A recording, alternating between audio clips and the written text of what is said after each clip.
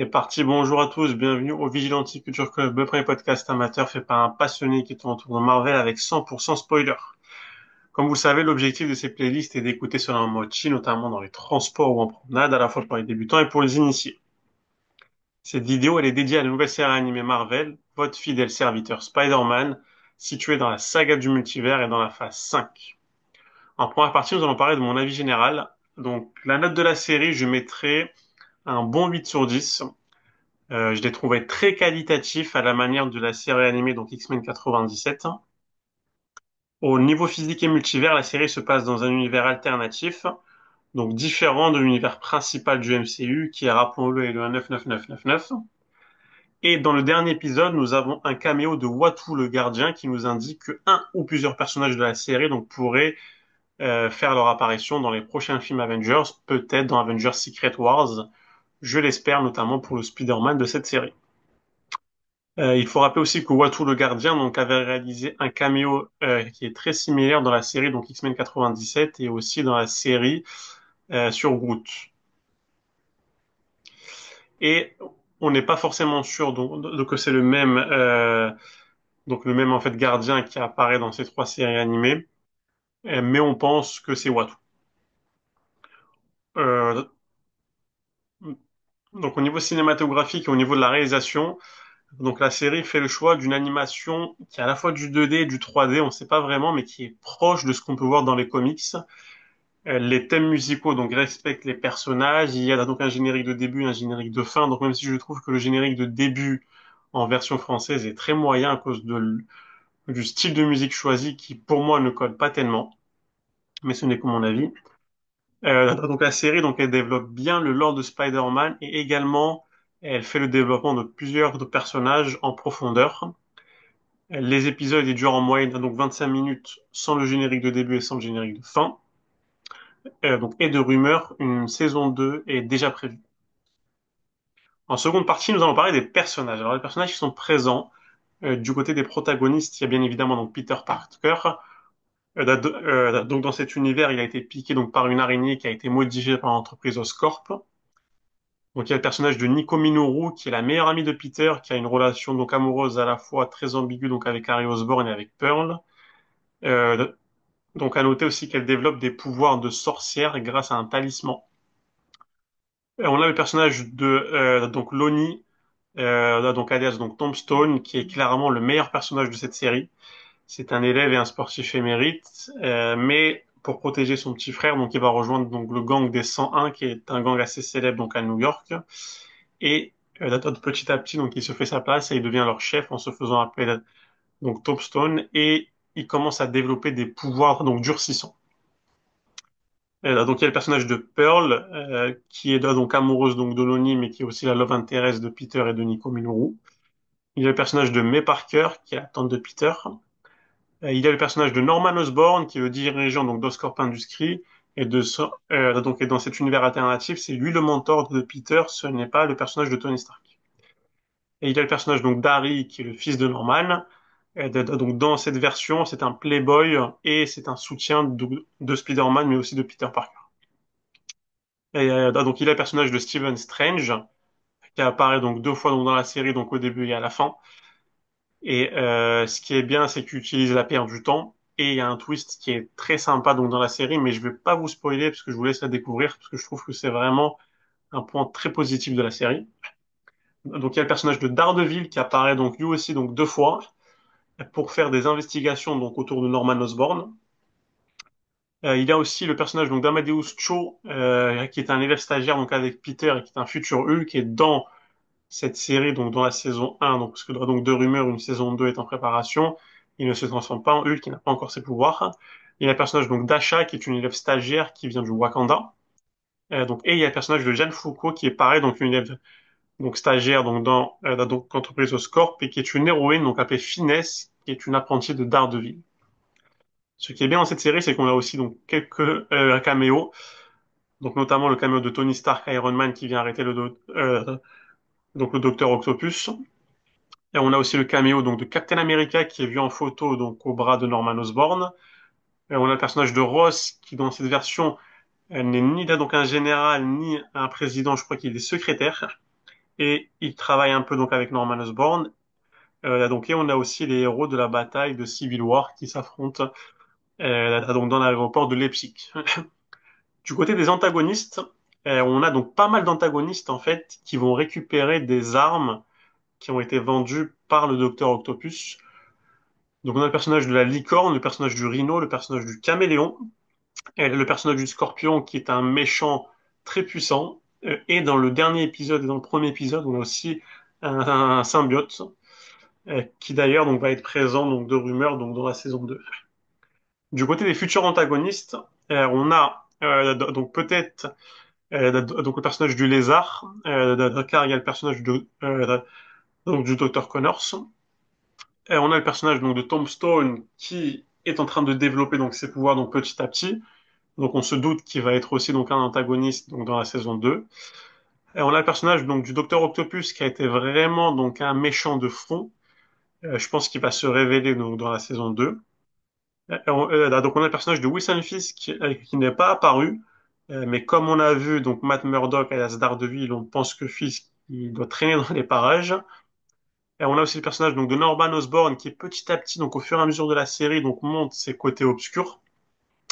Donc on pense qu'il pourrait donc devenir le Bouffon Vert, donc surtout qu'il développe aussi son prototype de planeur. Et à la fin de la saison, il perd les rênes de son entreprise. Donc tout est là pour qu'il devienne le Bouffon Vert. Et on a aussi donc un caméo qui est intéressant, qui est la présence du père de Peter. Donc je sais pas est-ce qu'il sera donc un antagoniste ou un protagoniste à voir. Euh, et donc ça serait bien aussi que je vous parle des futurs donc protagonistes parce que donc dans le dernier épisode, donc il y a le personnage donc d'Harry qui va créer donc une entreprise qui s'appelle la Web, mais je me souviens plus donc de ce que veut dire en fait cet acronyme. Et il a une liste de personnes en fait qui souhaitent recruter. Et dans cette liste, il y a beaucoup de personnages donc issus donc des comics qui sont donc très intéressants, dont une Spider-Woman. Mais je vous laisserai quand même voir la série donc pour voir cet Easter egg. Et pour aller vous renseigner sur Internet sur tous les personnages qui pourront être présents. En partie 3, nous allons parler maintenant de l'intrigue globale de la série. Alors, il y a donc plusieurs actes. Donc moi, je pense que la série, elle peut être découpée en 4 actes. Pour moi, le premier acte, donc c'est Peter Parker qui devient Spider-Man. Donc, il se fait piquer donc par une araignée donc à la suite d'une apparition d'un portail spatio-temporel de Strange qui combat un symbiote. Donc, on voit Peter qui cherche aussi donc une harmonie à la fois entre sa vie pro. Donc, je parle donc bien évidemment de son stage donc chez Oscorp, mais aussi avec sa vie perso. Donc, je parle donc bien évidemment de sa relation donc avec Tante May et avec ses amis, mais aussi avec sa vie de super-héros. Et c'est là où on a le personnage donc de Norman Osborn qui va le coacher, donc notamment donc avec donc plusieurs tests de costumes qui sont assez sympathiques parce qu'on n'a jamais vu ça dans aucune itération donc d'un contenu sur Spider-Man, il me semble. Donc à ma connaissance en tout cas. Ensuite, il y a donc un deuxième acte où on a donc plusieurs incidents en ville qui sont causés donc par des armes donc technologiques. Et comme je vous l'ai dit, donc en fait c'est le Docteur Octopus qui vend des armes donc à des méchants et en fait Peter donc va les combattre. C'est bien donc parce que ça nous permet en fait d'avoir donc une sous-intrigue qui est aussi de développer donc le personnage donc de Spider-Man donc notamment donc dans sa progression en tant que super-héros et ça permet aussi de voir les relations en fait qu'il a donc avec les personnages secondaires donc comme le personnage de Nico, de Harry donc et de Lonnie. Alors ensuite, on a donc un gros troisième acte où donc à la fois Peter et à la fois Spider-Man se posent des questions. Ça fait notamment suite à une grosse défaite qu'il a subie donc face au Scorpion qui est McGargan. Il était proche de mourir en fait Peter et c'est le planeur donc de Norman qui vient le sauver. Euh, donc on note aussi qu'il n'y a pas que lui qui se pose des questions, il y a aussi le personnage donc de Lonnie qui bascule donc dans la criminalité. Et on a aussi le personnage donc de Nico qui va éveiller ses pouvoirs de sorcière. Et ce qui est bien, c'est qu'on apprend aussi que Norman donc il travaille sur un prototype de planeur. Donc il n'est pas seulement le mentor de Spider-Man, on sent aussi qu'il essaie de développer des choses à côté. Et on a vraiment donc un quatrième acte où là donc Spider-Man devient donc le héros de New York. Donc il arrive donc à arrêter le Scorpion donc aidé donc de Lonnie. et qui va développer donc petit à petit des pouvoirs donc durcissants. C'est un combat qui est assez sympathique, je trouve, dans la série. Là. Donc Spider-Man avec Lonnie qui combat le Scorpion. Et on a aussi donc Spider-Man qui va être aidé donc de Strange pour arrêter la folie donc de Norman Osborn qui à la fin de la série il va en fait prendre donc toutes les technologies qui ont été développées donc par les stagiaires donc de son entreprise et il va créer donc un portail euh, donc spatial en fait qui va ramener donc un symbiote qui était donc dans le cosmos euh, donc dans l'espace et qui va venir sur Terre. Et là c'est la présence de Strange qui va aider donc notamment donc à renvoyer ce symbiote donc dans l'espace. Mais le problème c'est que ce symbiote va laisser donc un bout de son être dans donc la ville de New York et là, donc à la fin il y a en fait le personnage de Norman qui va voir ce bout de symbiote. Donc on se doute qu'il va se passer des choses et très probablement qu'il va y avoir euh, d- donc l'apparition je pense donc d'un Norman qui aura le costume donc d'un symbiote. Euh, ou plutôt qui aura le pouvoir donc d'un symbiote. En partie 4, maintenant, donc nous allons parler des théories pour la suite. Alors, donc, comme vous savez, donc la série, elle n'a pas eu forcément un super marketing, je trouve, mais elle a bien marqué donc lorsqu'elle est sortie. Elle a la plupart des critiques donc elle parle d'elle donc en positif et de rumeurs. Il y a une saison 2 qui est en préparation, donc c'est bon signe. Moi, je pense qu'on peut émettre donc plusieurs théories. Donc la première, c'est que dans la saison 2, il y aura des vengeances qui vont être ciblées sur le personnage de Spider-Man. Donc je pense clairement donc, que plusieurs personnages donc, vont essayer de lui causer du tort, dont le Docteur Octopus, qui va donc pourquoi pas donc, sortir de prison et former les Sinister Six. Donc je pense qu'il peut piocher en fait parmi donc toutes les personnes qui leur a vendu des armes technologiques. Je pense aussi que le personnage de Norman Osborn va devenir le bouffon vert. Donc et peut-être que dans cette version, en fait, il aura aussi les pouvoirs d'un symbiote. Donc, et je pense aussi qu'il va chercher à se venger de Peter qui ne lui a pas fait confiance dans le dernier épisode avec ce portal spatial. Donc, et pour finir, je pense que le personnage de Tombstone va sombrer dans la grande criminalité et que Spider-Man sera obligé de l'arrêter. Donc peut-être qu'un conflit va rentrer entre ces deux personnages et peut-être que le personnage de Tombstone, donc il va savoir en fait que derrière le masque de Spider-Man se cache Peter et inversement du côté de Tombstone, donc avec Lonnie. Je pense aussi que de nouvelles menaces donc vont apparaître.